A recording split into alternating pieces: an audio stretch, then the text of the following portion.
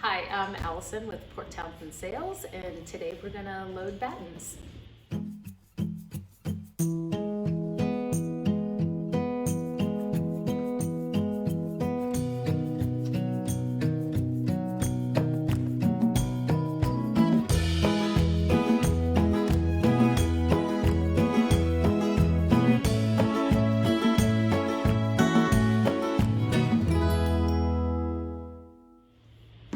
So today we are wrapping up this mainsail that we built, and we are shipping it to the East Coast. So one of the ways we do that to make shipping cost efficient is our RBS battens come spliced, so we ship them separately from the mainsail. So we've already fit the battens. I've sewn shut the leech in, which we'll get to. So this is what we call a luff in load. So I'm going to walk you through how to install this batten from the luff of the sail. These are the RBS battens that we use, and they splice the battens. So this is the splice sleeve, and here's the tapered splice. They do a really nice job of match the arrows. So the letter sides need to be facing up, the arrows need to face each other, and that will slip right in that sleeve for easy install. The batten even says luff end and leech end, so you know your orientation. So they come apart pretty easy and they slip together pretty nice. Now, once these battens have been under compression load, once they've been used, they're gonna be a little harder to take apart. You might have to put an end in a vise and wiggle it out and work it out, but they won't come apart as easy once they've been under compression load. The other thing we do in the loft is we through bolt our battens. We don't want any chance that those battens are going to come out of the sail. So I've already fit these with a barrel nut and fastener. Again, these have already been fit, and I'll talk about that more when we get to the leech end. But these are custom per each batten. So we've put the batten together. If it has a splice, they only have a splice if it's over 170 inches. So for instance, on this sail, the top two battens won't have a splice in them. So not every batten has a splice. So I've put it together, letter side is up, arrows are matching. The next thing I'm gonna do, I've removed my fastener and barrel nut. I'm gonna open up this batten and receptacle. I'm gonna open up this gate here, this slot. So Phillips head. So this cover plate slips right off of this receptacle, and it has this little tagline so you don't lose it. Now I've got my leech end here, and we are just going to, you can do two ways. You can just kind of bend the sail a little bit. Okay, get that started. It is on a little bit of a ramp, but we've actually sewn a little bit of a pooch into that pocket to make it easier. Sometimes that splice is a little hard. You have to kind of work it a little bit.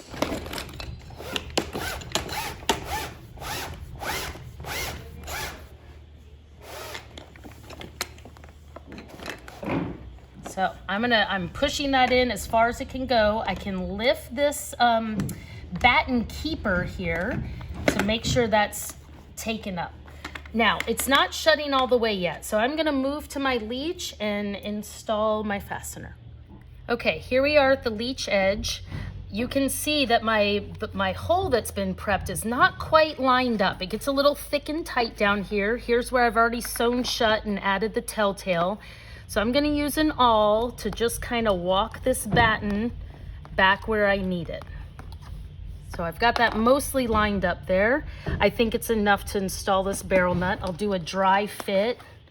So it needs a little bit more. So I can just, so there we go. That walked it right in there, and it should stay. Once you've got it worked in there, it should stay. So now we're gonna install some blue Loctite. I'm not gonna actually do it because this sail has to be shipped and this is for the customers to do, but I will just squirt one little drop into the threads here. And then very carefully, because if you get blue Loctite on the sail, it doesn't come out. So with a little blue Loctite, you're gonna install the barrel nut from the port side, so from that back side. And again, this is where they're custom fit. So the battens are laid out up along the leech, up along the sail. But depending on where they are in the leech, this one is right above a reef and it's going through a lot of layers of patch. So it's pretty thick right here between, and this is the fourth batten, the lowermost batten, and it's thick. It's thicker than the top batten. So between the thickness of the batten and the thickness of the sail, this is a larger grommet here, and it's a larger barrel nut. With a longer fastener. So that's why these are custom depending on where the batten is being installed.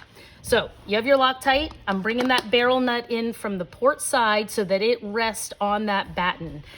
So the batten's not resting on the threads of the fastener. And then we're just gonna get that fastener started. And I'm just using my fingers, just holding the back of the barrel nut, and I can get it just snug.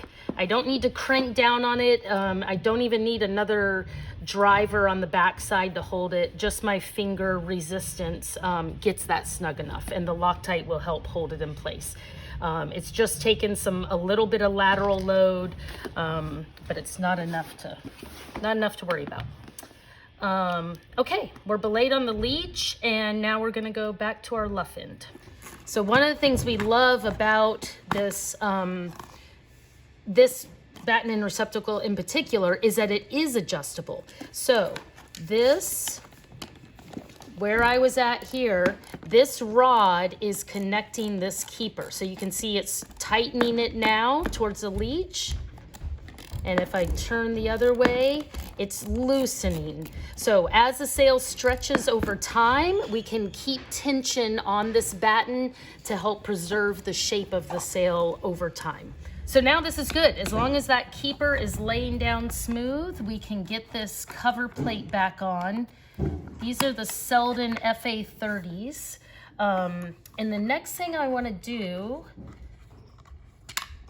is I'm going to do another drop of Loctite on these threads of this fastener. So again, just one little drop. You can even use your fingers or a rag to just push it around into the threads.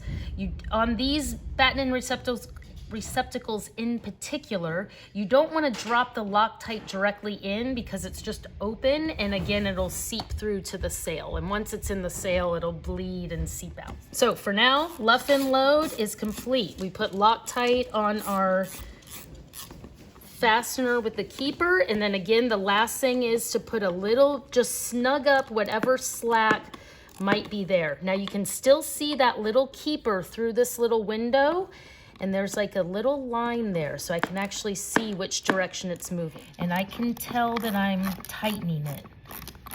And I want it just snug. I just want to take up any slack so that batten's not shifting and moving. So there we go. I'm happy with that. It's not too tight, and that's it. Batten's installed. Thanks for watching our batten install, luff and load. Feel free to check out our other videos on batten tensioning in particular. Details of that, both initial batten tensioning and over time. And leech and load, a regular loading of your battens and how to sew shut the ends, and more of why we through bolt our battens. Thank you.